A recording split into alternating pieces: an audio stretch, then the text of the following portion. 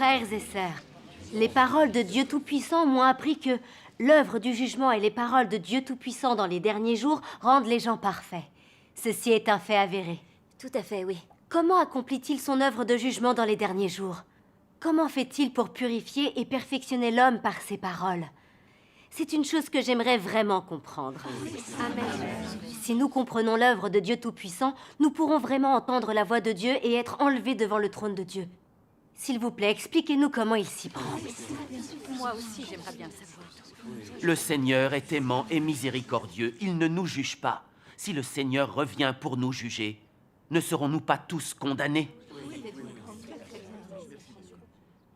Il est important d'étudier la manière dont Dieu Tout-Puissant accomplit son œuvre de jugement, pour pouvoir être sauvé tout en recherchant et en comprenant la vérité.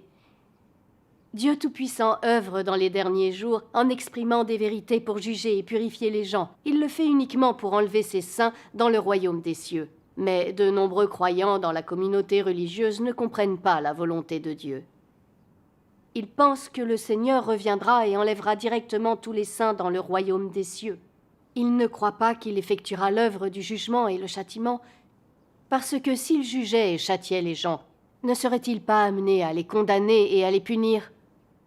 C'est pourquoi des gens refusent d'accepter l'œuvre du jugement de Dieu dans les derniers jours. Ils attendent que le Seigneur descende sur un nuage et les enlève dans le royaume céleste. En vérité, c'est un malentendu complet de la volonté de Dieu. Le Seigneur Jésus a accompli son œuvre de rédemption pour préparer la voie à l'œuvre de jugement des derniers jours. L'objectif final de Dieu est de purifier et de sauver l'humanité, afin qu'elle se repose au royaume des cieux.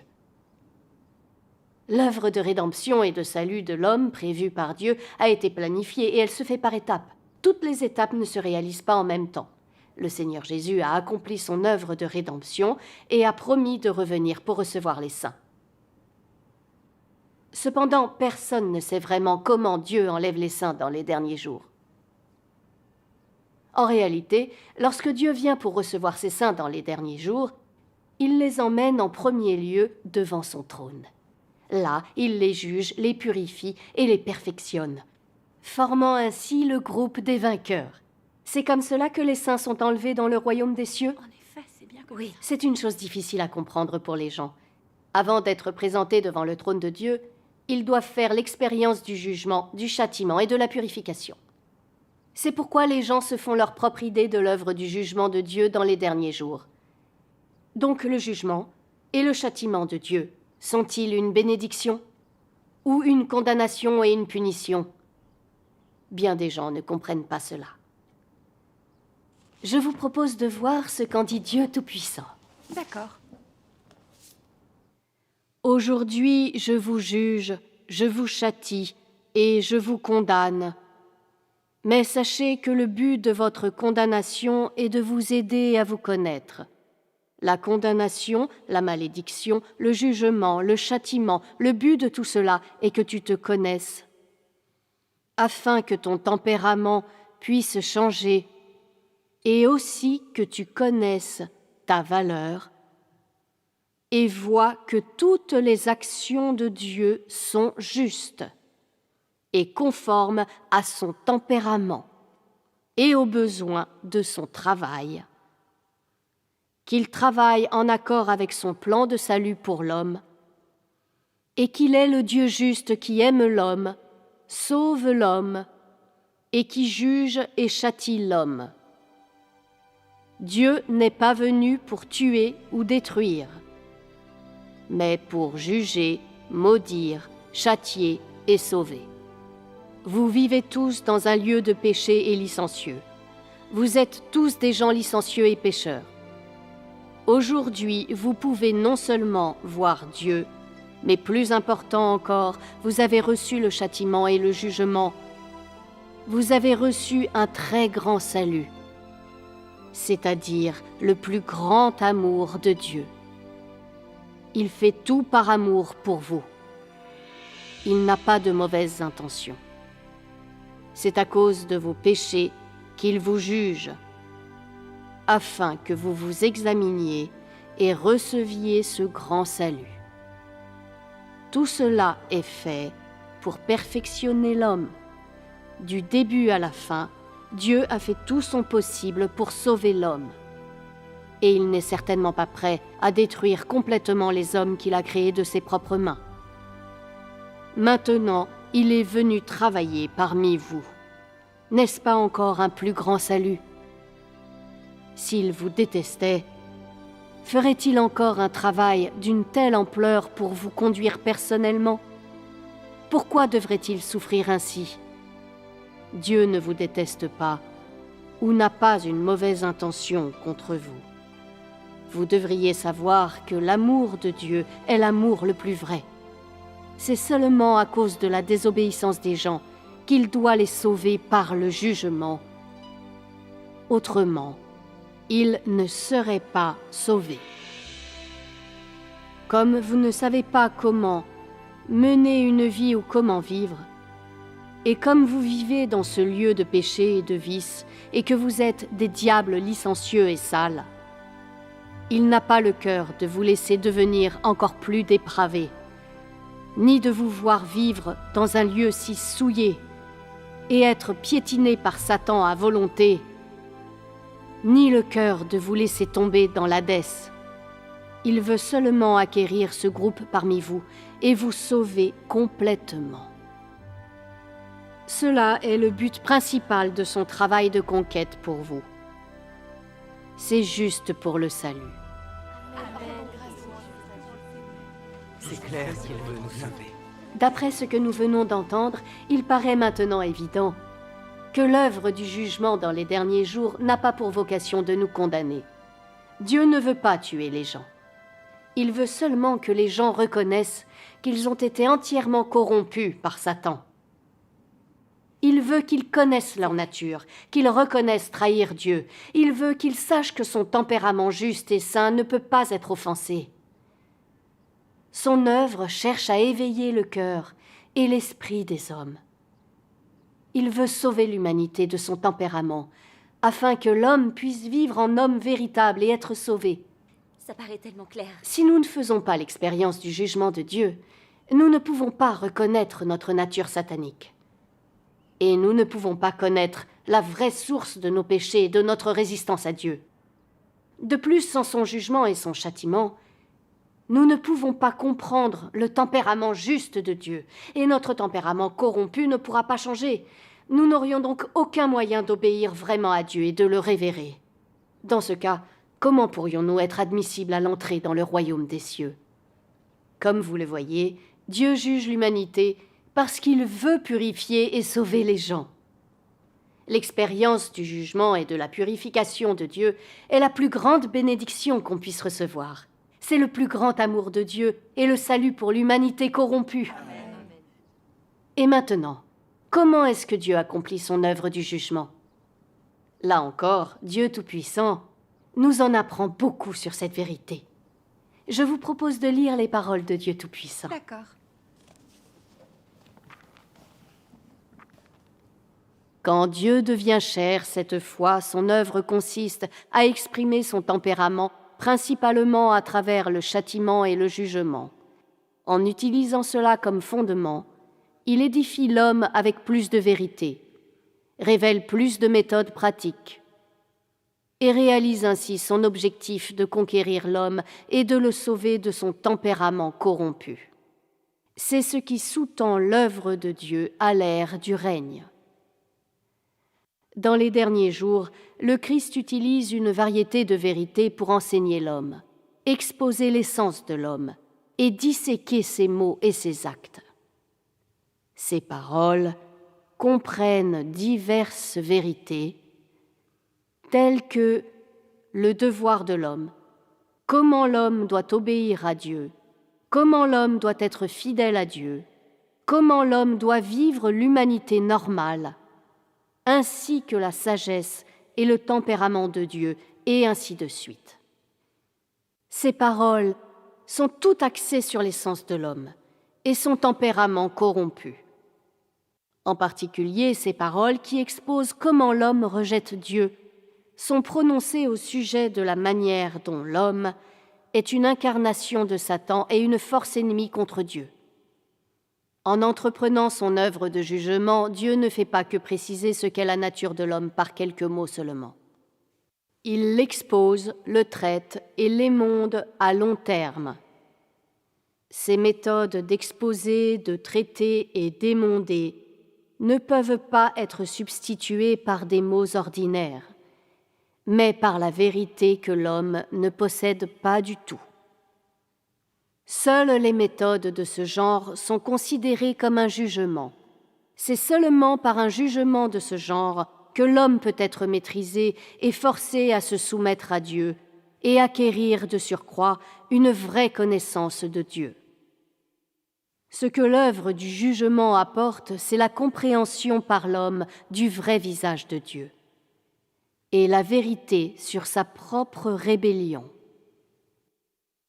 L'œuvre du jugement permet à l'homme de mieux comprendre la volonté de Dieu, le but de son œuvre et les mystères qui lui sont incompréhensibles. Cela permet également à l'homme de reconnaître et de connaître son essence corrompue et les racines de sa corruption, ainsi que de découvrir la laideur de l'homme.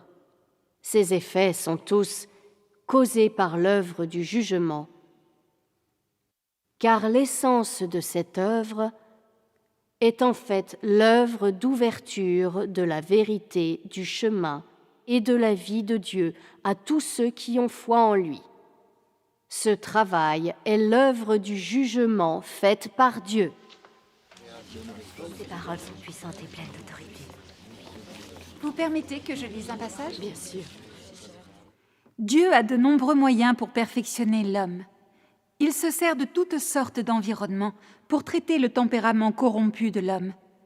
Et il utilise diverses choses pour mettre l'homme à nu. D'un côté, il traite l'homme, d'un autre côté, il met l'homme à nu, et d'un autre côté, il révèle l'homme, creusant et révélant les mystères dans les profondeurs du cœur de l'homme, et montrant à l'homme sa propre nature en dévoilant plusieurs de ses états. Dieu perfectionne l'homme par des méthodes diverses, par la révélation, le traitement, le raffinement et le châtiment, afin que l'homme sache que Dieu est pratique. Dieu accomplit le travail du jugement et du châtiment, afin que l'homme le connaisse et pour son témoignage.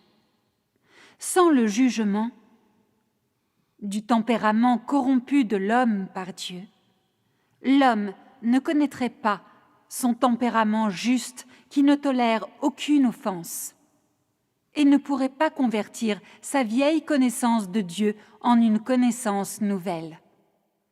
Pour le bien de son témoignage et pour le bien de sa gestion, il expose sa totalité au grand jour, permettant ainsi à l'homme d'acquérir la connaissance de Dieu, de changer son tempérament et de rendre un témoignage retentissant en faveur de Dieu par la manifestation de Dieu.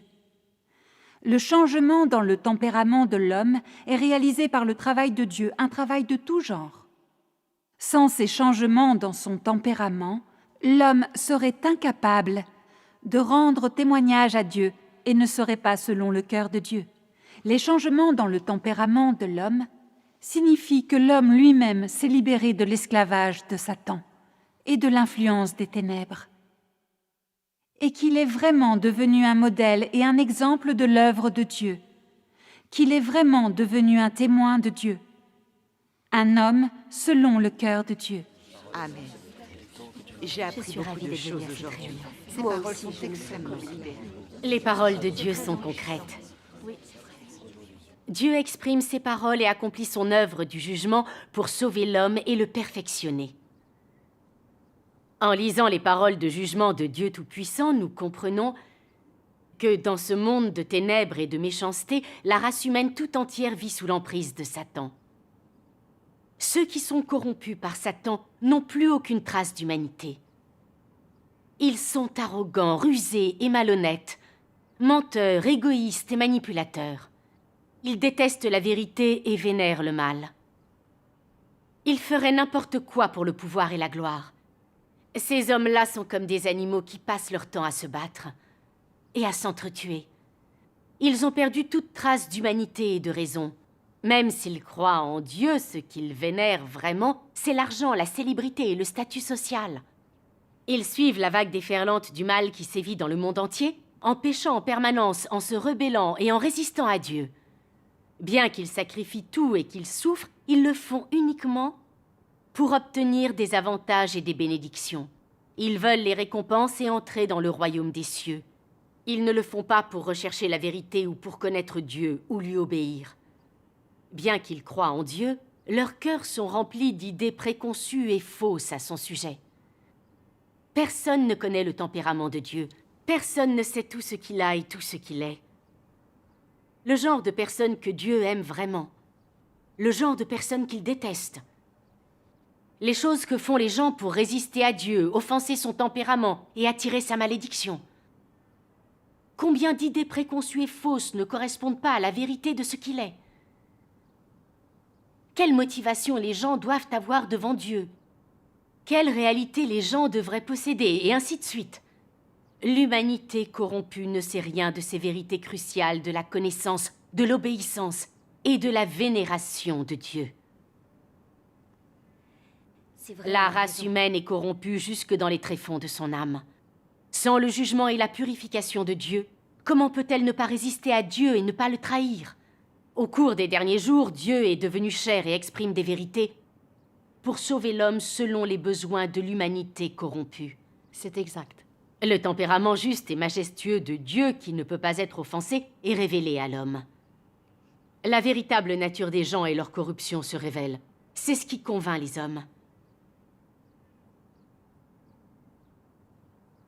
Nous avons reçu son jugement et le châtiment de ses paroles. Nous avons vu notre propre arrogance et notre nature égoïste. Et nous vivons selon notre philosophie satanique. Tout ce que nous faisons, nous le faisons pour être reconnus et dans notre propre intérêt. Même si nous prêchons, nous le faisons pour notre réputation et notre statut social. Nous chantons nos propres louanges, nous faisons notre éloge et nous faisons en sorte que les autres chantent nos louanges. Nous ne le faisons pas du tout pour glorifier Dieu ou lui porter témoignage. Lorsque l'œuvre de Dieu ne correspond pas à nos conceptions, nous définissons et nous jugeons Dieu.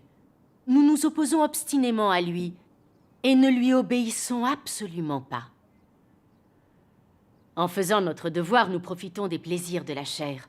Nous trichons et trompons Dieu continuellement. Nous ne lui sommes absolument pas fidèles. Dans les paroles de jugement et de révélation de Dieu, nous voyons que nous avons été profondément corrompus par Satan. Nous n'avons plus ni conscience, ni dignité humaine. Nous ne sommes pas des êtres humains. Nous sommes des suppôts de Satan, des ennemis de Dieu. Nous avons honte et ne sommes pas dignes de nous présenter devant Dieu. Oui, bien sûr, nous nous agenouillons devant lui en nous maudissant. Nous sommes pleins de regrets et de haine envers nous-mêmes. Quand nous avons un aperçu du tempérament juste de Dieu qui ne peut pas être offensé, nous ne pouvons pas nous empêcher de trembler devant Dieu et de comprendre qu'il a de bonnes intentions, sauver l'humanité. Dieu nous juge et nous châtie parce qu'il déteste nos péchés et notre rébellion, et qu'il veut nous sauver de notre tempérament satanique et nous récupérer. Quand nous persistons obstinément dans la rébellion, il nous châtie et nous punit. Quand nous offrons nos cœurs à Dieu, il nous manifeste sa miséricorde. Il ne nous punit pas pour tout ce que nous faisons et pour ce que nous sommes. Il nous éclaire, il nous montre le chemin et nous permet de comprendre sa volonté. Grâce au châtiment et au jugement de Dieu, nous obtenons sans le savoir une véritable connaissance de son tempérament.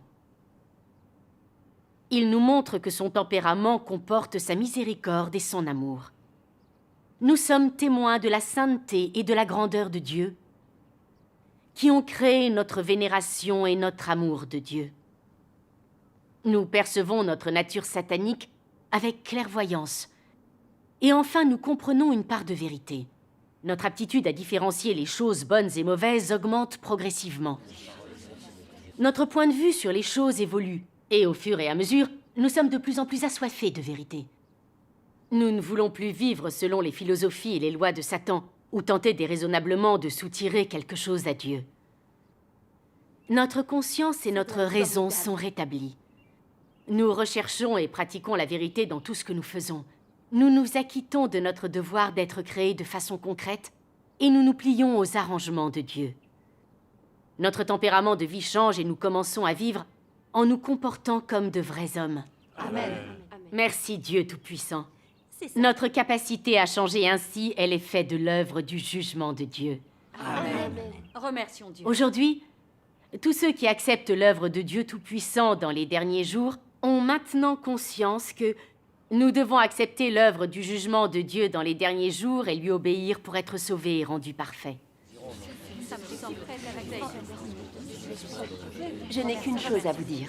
Votre discours a littéralement enrichi nos vies. Vous avez vécu l'œuvre de jugement de Dieu dans les derniers jours. Vous avez témoigné de ce qu'on ressent, en étant libérés de la corruption et en se connaissant. Nous sommes témoins d'avoir profité de la grâce et des bénédictions du Seigneur. Cela fait une incroyable différence. Jusqu'à présent, on recherchait la grâce du Seigneur pour entrer dans le royaume des cieux. Mais on n'a jamais été attentif à faire sa volonté. J'ai horriblement honte aujourd'hui. Il est clair que les paroles du jugement de Dieu Tout-Puissant purifient réellement et sauvent les gens. Nous vous envions. Vous êtes capable d'entendre la voix de Dieu et d'accepter l'œuvre de Dieu Tout-Puissant dans les derniers jours. Vous avez obtenu tellement de choses de Dieu. Nous croyons au Seigneur. Mais nous avions trop d'idées préconçues pour pouvoir entendre sa voix. Nous sommes tombés dans les ténèbres. Nous regrettons de ne pas avoir étudié plus tôt l'œuvre de Dieu Tout-Puissant dans les derniers jours. Nous avons raté de bonnes occasions de trouver la vérité. Je le regrette aussi. Nous sommes vraiment misérables, pathétiques et aveugles. Écouter les paroles de Dieu Tout-Puissant aujourd'hui m'a incroyablement émue. Bien que je n'ai pas encore vécu l'œuvre du jugement de Dieu, votre témoignage m'a convaincu que l'œuvre de Dieu est vraiment fondamentale. Amen. Dieu nous donne la grâce, ce qui nous permet de partager son amour pour nous. C'est par amour qu'il nous juge, nous châtie et nous purifie. Merci Dieu. Nous devons faire l'expérience de son œuvre du jugement pour connaître Dieu et nous connaître. Si Dieu ne l'avait pas réalisé et qu'on partageait seulement la grâce du Seigneur, on ne connaîtrait pas le tempérament juste de Dieu. On ne pourrait pas craindre Dieu ou fuir le mal. Mes sœurs, vous avez témoigné de la façon dont l'œuvre du jugement de Dieu Tout-Puissant purifie les gens. Vos paroles sont très concrètes. Si on continue selon les paroles du jugement exprimées par Dieu Tout-Puissant, on sera certainement purifiés et changés nous aussi. Cependant, je voudrais vous demander, vous avez fait l'expérience de son œuvre du jugement. Qu'avez-vous appris du tempérament de Dieu? Qu'avez-vous compris et qu'est-ce qui a changé chez vous? Pouvez-vous nous parler de l'expérience que vous avez vécue? Oui, racontez-nous. Bonne idée. Racontez-nous ça. Si, grâce à l'expérience du jugement des paroles de Dieu Tout-Puissant, vous avez changé, là, nous serions convaincus. Ces dernières années, grâce à l'œuvre du jugement de Dieu dans les derniers jours, nous avons pu faire l'expérience de la façon dont les paroles de Dieu Tout-Puissant peuvent purifier et sauver les gens. Je vais maintenant vous parler de ma propre expérience du jugement et du châtiment de Dieu. D'accord. Par le passé, quand je croyais au Seigneur, ma foi était très affirmée. Pour attendre que le Seigneur vienne et m'enlève dans le royaume des cieux, j'ai sacrifié mon travail et ma famille. J'ai travaillé sans relâche, me déplaçant partout pour prêcher et travailler. Bien que j'ai été ridiculisée, humiliée, persécutée et que j'ai beaucoup enduré, souffrant parfois jusqu'aux limites du supportable, dès que je partageais les bénédictions du royaume des cieux, mon cœur retrouvait sa motivation et son enthousiasme. Je pensais que ces souffrances étaient importantes et en valaient la peine. Par conséquent, J'ai répandu l'évangile du Seigneur et travaillé d'arrache-pied pour lui durant toutes mes années de foi. Je ne m'étais pourtant jamais posé la question. Est-ce que cela correspond vraiment à la volonté du Seigneur? Jusqu'à ce que j'accepte l'œuvre de Dieu Tout-Puissant dans les derniers jours et que je lise les paroles de Dieu Tout-Puissant. Beaucoup de ceux qui suivent Dieu ne s'intéressent qu'à obtenir des bénédictions ou à éviter un désastre. Ces personnes ont un but très simple en suivant Dieu: obtenir des bénédictions, et ils sont très réticents à participer à tout ce qui ne se rapporte pas à cet objectif. Pour eux, croire en Dieu, pour obtenir des bénédictions, est le plus légitime des objectifs et la valeur même de leur foi. Ils ne sont pas affectés par quelque chose qui ne peut pas atteindre cet objectif. C'est le cas de la plupart de ceux qui croient en Dieu aujourd'hui. Leur but et leur motivation semblent légitimes, car en même temps qu'ils croient en Dieu, ils dépensent aussi pour Dieu, se consacrent à Dieu et accomplissent leurs devoirs. Ils abandonnent leur jeunesse, abandonnent la famille et la carrière, et passent même des années à travailler loin de la maison. En cela, nous découvrons un problème qui n'a jamais été identifié. La relation de l'homme avec Dieu n'est qu'une affaire d'intérêt personnel. C'est la relation entre le bénéficiaire et le donateur de bénédiction. Pour être plus précis, c'est comme la relation entre l'employé et l'employeur. L'employé travaille seulement pour recevoir les récompenses accordées par l'employeur. Dans une relation comme celle-ci, il n'y a pas d'affection, seulement un accord. Il n'est pas question d'aimer ni d'être aimé, seulement de charité et de miséricorde. Il n'y a pas de compréhension, il n'y a que résignation et tromperie. Il n'y a pas d'intimité, seulement un fossé qui ne peut être comblé. Amen. Notre relation à Dieu doit changer. Quand j'ai dû faire face aux paroles du jugement de Dieu et à la révélation, je me suis sentie profondément indigne. Dieu Tout-Puissant m'a fait prendre conscience de mon véritable état. Il a très clairement révélé mes motivations impures, croire en Dieu pour obtenir ses bénédictions, ainsi que mon désir de négocier avec lui, toutes les années où j'ai cru au Seigneur. Bien que j'ai renoncé à beaucoup de choses, et sacrifié énormément et aussi enduré bien des souffrances, c'était pour mon propre compte. Je voulais être récompensé et entrer dans le royaume céleste. Je ne pratiquais pas les paroles du Seigneur. Et je n'agissais pas non plus par obéissance ou par amour du Seigneur. J'utilisais ma souffrance et mon travail pour le Seigneur comme un capital. Et je tentais de l'échanger pour un morceau du royaume des cieux. Est-ce que ce n'est pas la définition même d'essayer, d'exploiter Dieu, de négocier avec lui ou de le tromper? Où est l'amour pour Dieu? Je me rends compte que je suis profondément égoïste. Je ne veille qu'à mes intérêts. Je suis quelqu'un de malveillant. Je n'ai ni conscience ni raison. Je suis un animal. Je ne mérite vraiment pas de vivre devant Dieu. Je sens que Dieu peut examiner tout ce que j'ai fait. Il perçoit clairement les raisons indignes pour lesquelles je crois en lui, pour lesquelles je travaille et endure des souffrances. Dieu déteste les hypocrites comme moi, qui se targuent de se sacrifier pour le Seigneur, mais qui ne le font que dans l'espoir de recevoir des bénédictions. Comment Dieu peut-il permettre à de telles personnes qui le dupent, des personnes qui appartiennent à Satan, d'entrer dans le royaume de Dieu?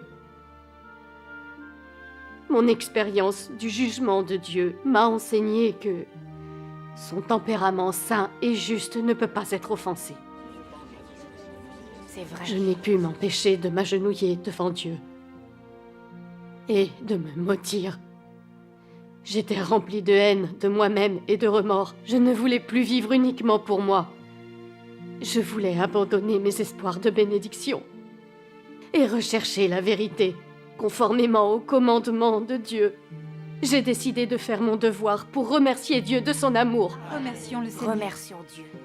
Que j'obtienne la bénédiction ou que je sois maudite à l'avenir, j'obéirai à la souveraineté et aux arrangements de Dieu. Amen. Je suis prête à servir Dieu et à me sacrifier pour lui. En lisant ces paroles et en faisant l'expérience de son jugement et de son châtiment, je comprends de plus en plus la vérité, ainsi que le désir de Dieu de sauver l'humanité. Mon point de vue sur ma foi a changé progressivement. Et je suis de moins en moins impure en remplissant mes devoirs. Ma conscience et ma raison ont été restaurées. Et mon tempérament corrompu change de plus en plus. Je crois qu'à présent, je commence enfin à vivre comme une personne véritable est censée vivre. Amen. J'ai la conviction que mes changements et mes transformations d'aujourd'hui sont le résultat de l'œuvre du jugement de Dieu. Remercions Dieu. Remercions Dieu Tout-Puissant de nous accorder son salut. Remercions-le. Gloire à Dieu Tout-Puissant. C'est merveilleux. Ça prouve que ces paroles nous sauvent. C'est formidable.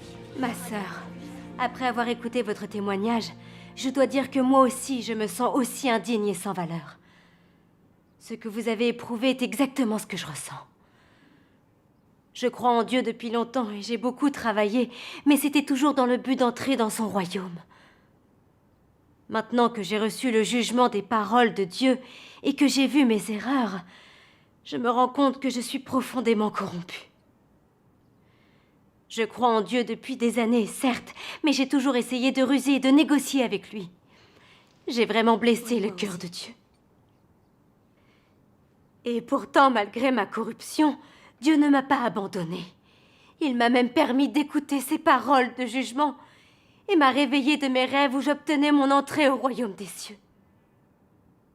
C'est ainsi que Dieu m'a sauvée et a manifesté sa miséricorde. En réalité, notre corruption à tous est similaire. J'ai cru au Seigneur toute ma vie.